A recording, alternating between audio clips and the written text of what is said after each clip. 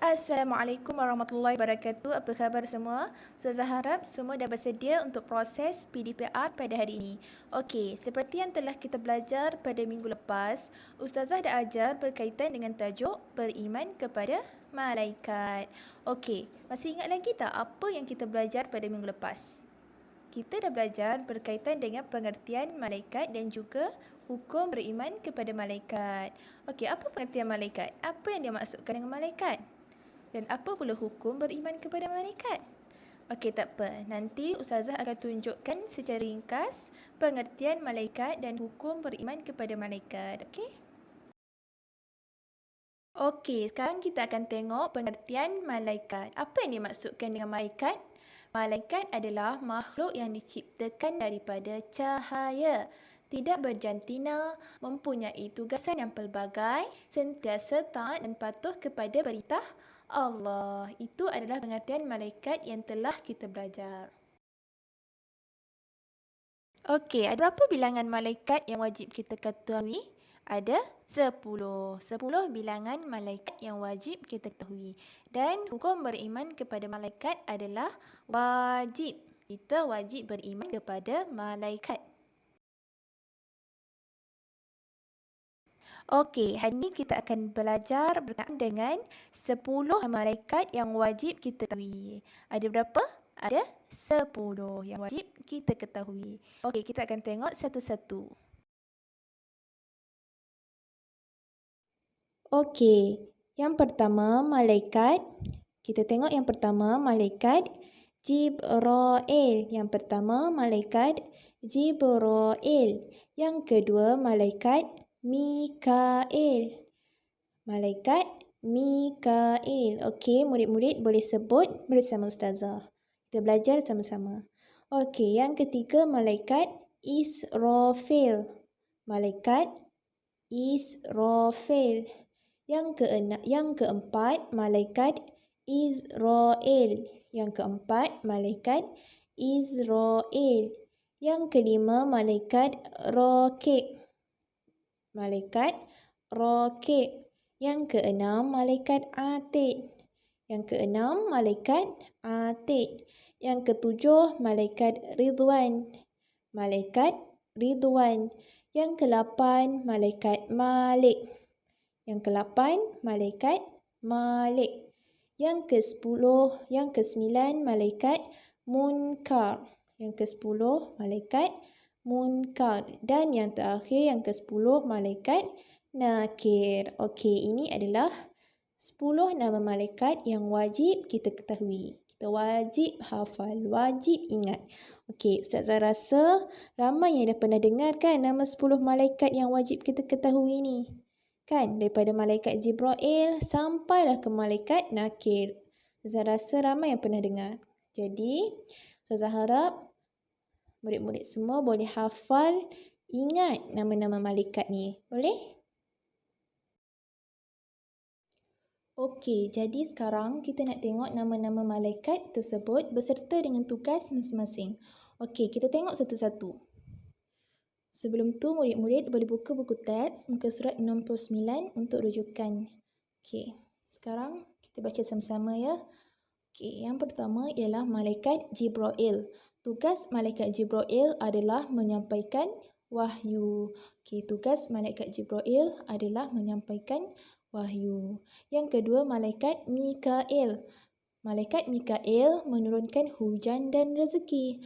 Malaikat Mikail tugasnya adalah menurunkan hujan dan rezeki. Okey, rezeki ni macam-macam. Makanan rezeki, minuman rezeki, kesihatan, nikmat sihat yang kita ada ni pun rezeki. Macam-macam rezeki, okey? Okey, yang ketiga, malaikat Israfil. Malaikat Israfil tugasnya adalah meniup sangkakala. Apa yang dimaksudkan dengan meniup sangkakala? Apa yang dimaksudkan dengan meniup sangkakala ni? Okey, apabila tibanya hari kiamat nanti, malaikat Israfil ni akan meniup sangkakala sebagai tanda hari kiamat akan tiba. Okey, boleh faham? Okey. Yang seterusnya ialah malaikat Israel. Malaikat Israel tugasnya adalah mencabut nyawa. Malaikat Israel tugasnya adalah mencabut nyawa. Okey, sepatutnya kan bila kita dengar je nama malaikat Israel ni, kita akan rasa gerun, kita akan rasa takut. Sebab tugas malaikat Israel ni adalah mencabut nyawa. Okey, yang seterusnya ialah malaikat Raqib. Malaikat Raqib tugasnya adalah mencatat amalan baik. Tugas malaikat Raqib adalah mencatat amalan baik. Okey, kita selalu dengar kan, malaikat Raqib ni duduk di bahu kanan kita untuk mencatat amal baik.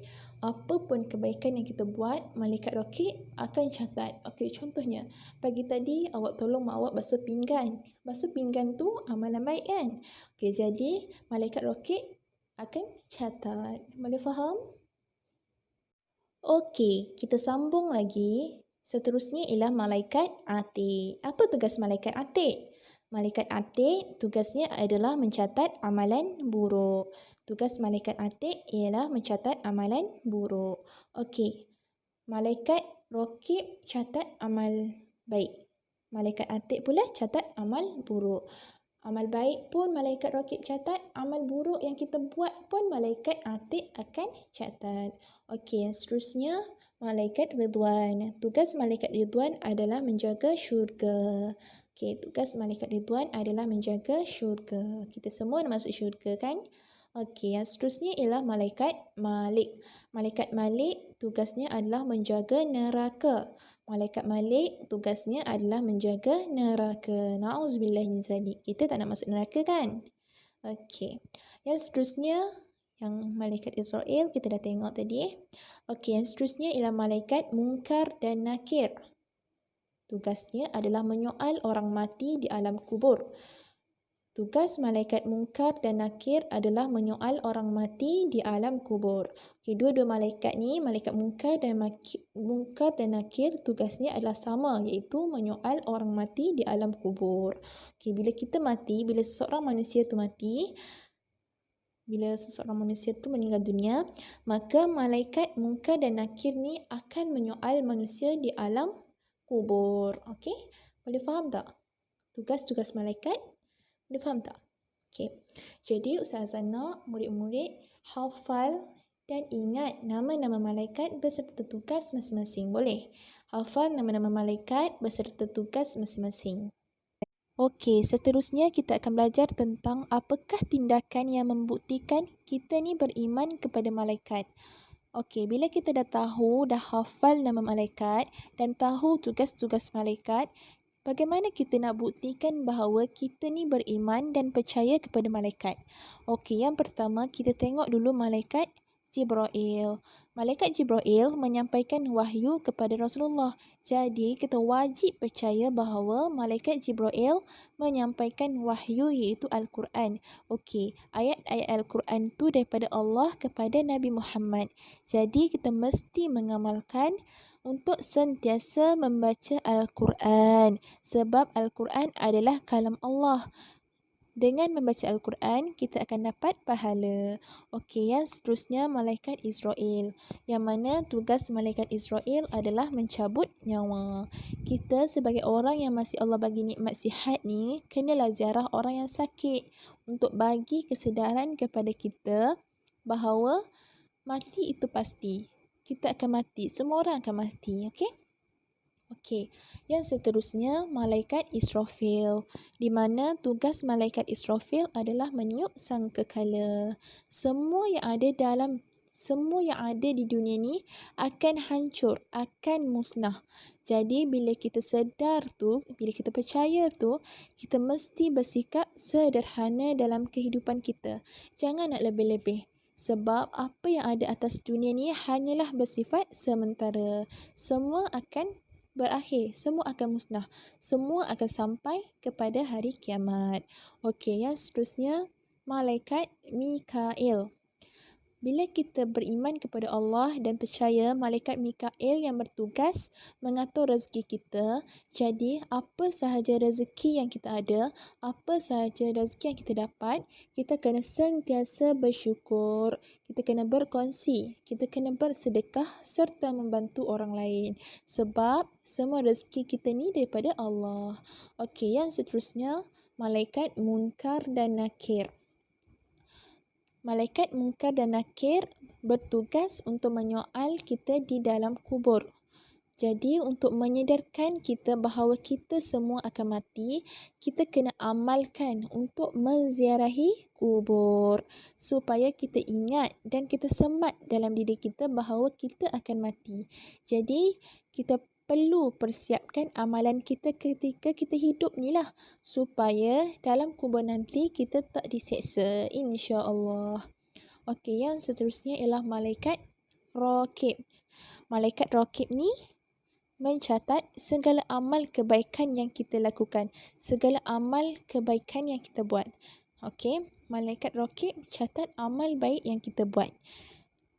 Jadi, bila kita sedar perkara ni, kita perlu sentiasa melakukan perkara kebaikan. Sebab apa saja yang kita buat, apa saja yang kita dah buat, malaikat Raqib akan catat. Apa kebaikan yang kita buat, malaikat Raqib akan catat. Okey. Yang seterusnya, malaikat Atid. Malaikat Atid tugasnya adalah mencatat segala keburukan yang kita buat. Jadi, kita kena beringat, jangan nak buat dosa, jangan nak buat maksiat. Jauhi dosa, jauhi maksiat. Jangan nak berniat pun sebab malaikat Atid akan catat apa yang kita buat. Dan terus catat apa yang kita dah buat. Okey? Okey, yang terakhir malaikat Ridwan dan Malik, penjaga syurga dan penjaga neraka. Jadi, bila kita percaya kepada malaikat Ridwan dan Malik, kita mesti berusaha untuk menjadi ahli syurga dan hindarkan diri daripada perbuatan ahli neraka. Okey, semua boleh faham tak apa yang Ustazah terangkan ni? Jadi, bila kita beriman kepada malaikat, kita akan jadi takut nak buat benda yang tak baik. Kita akan buat kebaikan je. Semua kebaikan di dunia ni kita akan buat. Ustazah harap murid-murid boleh fikir lagi, apa lagi tindakan yang boleh membuktikan kita ni beriman kepada malaikat. Boleh? Okey, Ustazah nak murid-murid fikir apa lagi tindakan yang boleh membuktikan kita ni beriman kepada malaikat.